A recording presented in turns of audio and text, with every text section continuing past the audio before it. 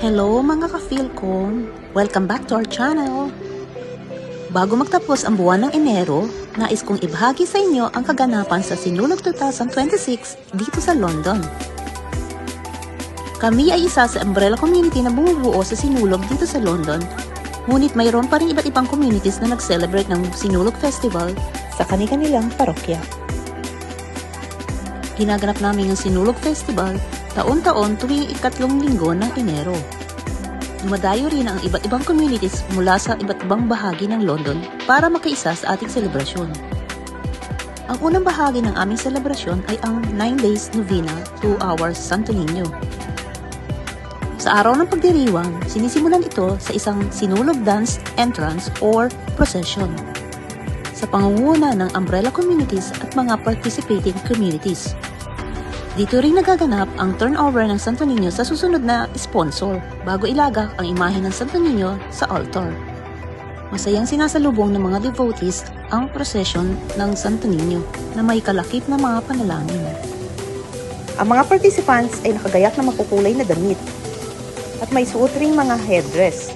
Ang bawat communities ay mayroon ding Queen of Sinulog.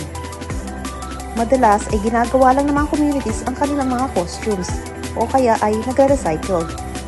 Hindi lamang ito religious traditions na ating sineselebrate. Ito rin nagpapakita ng ating pagkakaisa bilang isang Pilipino kahit na tayo ay malayo sa ating bansa. Ang susunod na bahagi ay ang pinakamahalagang part ng celebration, ang banal na misa.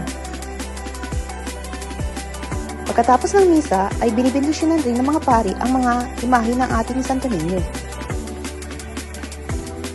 Kasunod nito ay isang programa na ginaganap sa hall. May presentasyon din ng mga Sinulog Queens. May raffle din para sa ating chosen charities at hindi mawawala syempre ang hapagkainan o salo-salo. Nagpakitang gilas din ang mga communities sa kanilang presentasyon.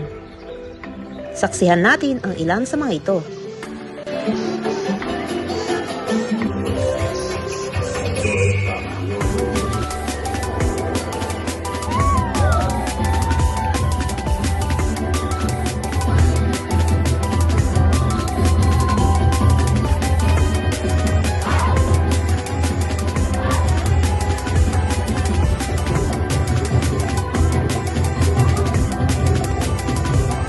Dito nagtatapos ang ating selebrasyon. Abangan muli ang susunod na activities ng Filipino communities dito sa London. Thank you for watching. Bye!